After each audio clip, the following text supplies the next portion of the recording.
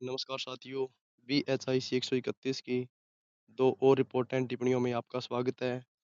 ये BHIC 131 की last 2 टिप्पणियाँ हैं। टोटल 18 टिप्पणियाँ मैंने कवर की हैं। तो चलिए शुरू करते हैं आज की। जो पहली टिप्पणी रहेगी वो रहेगी तमिलकम।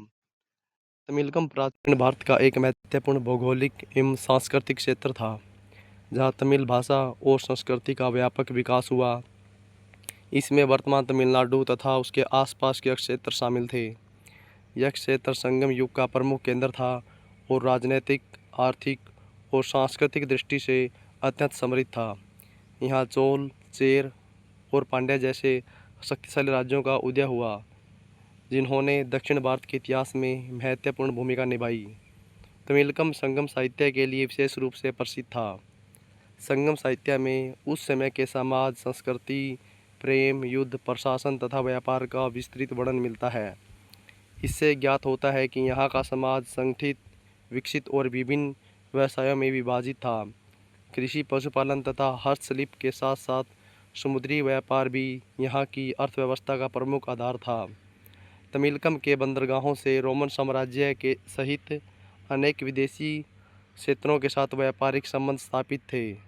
मसाले, मोती, हाथीदांत तथा उत्तम वस्त्रों का निर्यात किया जाता था, जिससे इस क्षेत्र की आर्थिक समृद्धि में वृद्धि हुई। तमिलकम केवल व्यापारिक दृष्टि से ही नहीं, बल्कि भाषा, साहित्य, संगीत और कला के विकास के कारण भी भारतीय संस्कृति का एक महत्वपूर्ण केंद्र था। निष्कर्ष में लिखेंगे, इस प्रकार तमिलकम प्राचीन भारत का एक महत्वपूर्ण सांस्कृतिक, राजनीतिक एवं आर्थिक क्षेत्र था, जिसने भारतीय सभ्यता और दक्षिण भारतीय संस्कृति के विकास में महत्वपूर्ण योगदान दिया। तो दोस्तों, BHSI 131 की जो लास्ट टिप्पणी है वो है महापाषाण संस्कृति। तो दोस्तों, हम सिर्फ वही टिप्पणियाँ आपको कवर करवा रहे हैं जो एग्ज़ाम में मोस्टली देखने को मिलती हैं जून और दिसंबर दोनों सेशन में। महापाषाण संस्कृति प्राचीन भारत की एक महत्वपूर्ण पुरातात्विक संस्कृति है, जिसका विकास मुख्यतः दक्षिण भारत में हुआ। यह संस्कृति अपने विशाल पत्थरों से निर्मित समाधियों और स्मारकों के लिए प्रसिद्ध है। इनका उपयोग मृतकों के दफनाने तथा उनकी स्मृति में किया जाता था, जिससे लोगों की धार्मिक मान्यताओं तथा मृत्यु के बाद के जीवन में विश्वास का पता चलता है।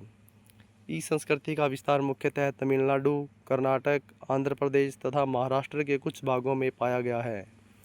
महापाषाण संस्कृति के प्रमुख समाधियों में डोलेमन, शिस्ट तथा मेनहीर जैसे स्मारकों का उल्लेख मिलता है। इस काल में लोहे के औजारों का व्यापक उपयोग होने लगा, जिससे कृषि, शिकार तथा अन्य कार्यों में प्रगति हुई। समाज अधिक संगठित हुआ और लोग स्थायी रूप से बसने लगे। इसीलिए इसे नवपाषाण और ऐतिहासिक काल के बीच का संक्रमण चरण माना जाता है। इन समाधियों में मृत भांड, लोहे के औजार, हथियार तथा आभूषण प्राप्त हुए, जो उस समय के सामाजिक, आर्थिक और तकनीकी विकास का प्रमाण है। इससे यह भी स्पष्ट होता है कि मृतकों के साथ साथ उपयोगी वस्तुएं रखने की परंपरा प्रचलित थी। निष्कर्ष में लिखेंगे, इस प्रकार महापाषाण संस्कृति प्राचीन भारतीय समाज के विकास का एक महत्वपूर्ण चरण थी, जिसने सामाजिक, धार्मिक तथा तकनीकी परिवर्तनों को स्पष्ट रूप से प्रदर्शित किया। तो दोस्तों, हमने BHIC की टोटल 18 टिप्पणियाँ कवर कर ली हैं, जो कि एग्ज़ाम के पॉइंट ऑफ व्यू से काफ़ी इंपॉर्टेंट है।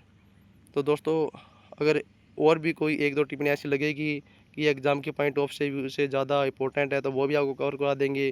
फ़िलहाल के लिए हमारा BHI से 131 का सिलेबस यहाँ भी कंप्लीट होता है। इसमें 25% और 18 टिप्पणियाँ कंप्लीट हो चुकी हैं। दोस्तों, वीडियो अच्छी लगी तो लाइक करें, दोस्तों के साथ शेयर करें, चैनल को सब्सक्राइब करना ना भूलें। इसकी PDF आपको मिल जाएगी, कमेंट में PDF लिख देना है, मैं आपको PDF प्रोवाइड करा दूँगा दोस्तों इसकी।